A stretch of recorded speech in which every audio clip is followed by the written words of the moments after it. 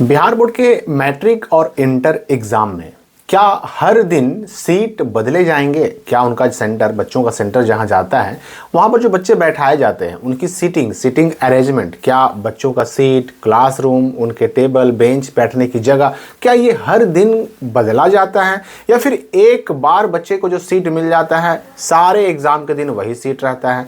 क्योंकि देखिए, इस बात पर चर्चा करना इसलिए भी ज़रूरी हो गया ना, आप सबको पता है कि प्रैक्टिकल एडमिट कार्ड मिल रहा है। आप में से बहुत सारे बच्चों को प्रैक्टिकल का एडमिट कार्ड मिल भी चुका होगा, इंटर वाला, बहुत सारे बच्चों को मिलने जा रहा होगा। आप में से किस बच्चे को मिला, नहीं मिला, कमेंट करके जरूर बताइएगा कि आपको प्रैक्टिकल का एडमिट कार्ड मिला या नहीं मिला, और अगर नहीं मिला तो कब मिलने वाला है। तो प्रैक्टिकल के एडमिट कार्ड से आपको अपने रोल नंबर की जानकारी तो हो गई। मैट्रिक वाले बच्चे जो हैं उनको 8, 9 या 10 ये 3 डेट याद रखिए। 8 जनवरी को फाइनल एडमिट कार्ड जारी होने जा रहा है, तो मैट्रिक वालों को भी रोल नंबर मिल जाएगा। तो रोल नंबर से बच्चे बैठाए तो जाते हैं, लेकिन क्या हर दिन सीट एक ही रहेगा या इसमें बदलाव भी होंगे? तो इस बारे में दो तरह की बातें हैं। देखिए, एक रूल तो ये है कि अगर हम सिर्फ मैट्रिक की बात करें तो मैट्रिक का मामला हो जाता है थोड़ा सा अलग। मैट्रिक वालों का मामला ये है कि जो भी बच्चे हैं उनका 5 कंपलसरी सब्जेक्ट तो होना ही होना है, एक नॉन कंपलसरी में इंग्लिश का एग्जाम तो होना ही होना है। और ये सारे सब्जेक्ट में अगर हम देखें तो सिर्फ लैंग्वेज सब्जेक्ट जो होते हैं, या तो उर्दू हिंदी या फिर हिंदी संस्कृत, नॉर्मली ये चेंज होते हैं। नॉर्मली जो है ये 2 सब्जेक्ट ही चेंज होते हैं। तो मैट्रिक के जो बच्चे होते हैं, नॉर्मली मैट्रिक का सेंटर में जो उनको एक बार सीट मिल जाता है ना, वो सीट उनका डेली रहता है, वही सीट पर उनको डेली बैठाया जाता है। यूँ समझिए कि 99% सेंटर में मैट्रिक का सीट चेंज नहीं होता, ना फर्स्ट सिटिंग वालों का ना सेकंड सिटिंग वालों का। लेकिन इंटर का मामला हो जाता है अलग। अब इंटर का अलग क्यों है मामला भाई? इसमें कारण ये है कि रूटीन जो जारी होता है इंटर का, अब उसमें तो रूटीन सब्जेक्ट वाइज है। मान लीजिए एग्जाम्पल के लिए आपने रूटीन देख ही लिया है। अब 2 तारीख को जैसे बायोलॉजी है, मैथ है या फिर अदर सब्जेक्ट भी हैं, कॉमर्स वालों के हैं, तो अब मान लेते हैं कि इसमें बायोलॉजी किसी का अगर नहीं होगा तो उसका मैथ होगा, मैथ नहीं होगा तो बायोलॉजी होगा। लेकिन ये बायोलॉजी और मैथ तो मेजर सब्जेक्ट हैं, ये मैक्सिमम बच्चे रखते हैं।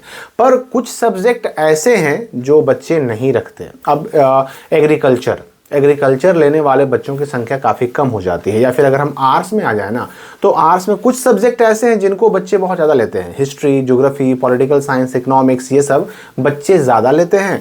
और सोशियोलॉजी हो गया या फिर साइकोलॉजी हो गया, ये सब्जेक्ट ऐसे हैं जो बच्चे इनमें, इनकी संख्या काफ़ी कम होती है। इन सब्जेक्ट्स को सेलेक्ट करने वाले बच्चों की संख्या कम होती है।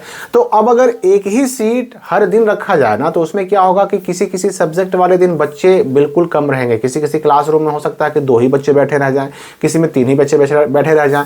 इसलिए क्या होता है ना कि जिस सब्जेक्ट में बच्चों की संख्या कम होती है उस दिन खास करके सीट इंटर का चेंज कर दिया जाता है। और जो मेजर सब्जेक्ट है, मतलब जिनमें बच्चों की संख्या काफी ज्यादा होती है, उन सब्जेक्ट में इंटर में सीट चेंज नहीं होता। लैंग्वेज में हिंदी, इंग्लिश, ये सब सब्जेक्ट में सीट चेंज नहीं होता है।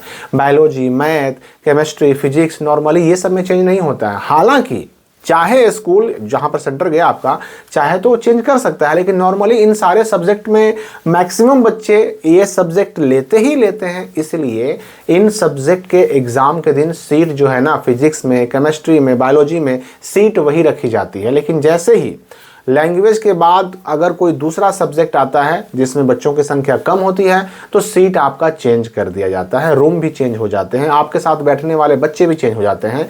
तो ये बात आपको ध्यान में रखना होगा। एग्जाम्पल के लिए, अगर आर्ट्स का कोई बच्चा है, पॉलिटिकल साइंस रखा है, ठीक है ना, अब आर्ट्स का बच्चा है, पॉलिटिकल साइंस रखा है, लेकिन वो हर दिन जिसके साथ एग्जाम देता रहा, हो सकता है कि पॉलिटिकल साइंस वो बच्चे ने ना रखा हो, तो पॉलिटिकल साइंस के दिन ये जो फर्स्ट बच्चे की मैंने बात की ये तो प्रेजेंट रहेगा, लेकिन सेकंड वाला नहीं रहेगा क्योंकि उसका नहीं था।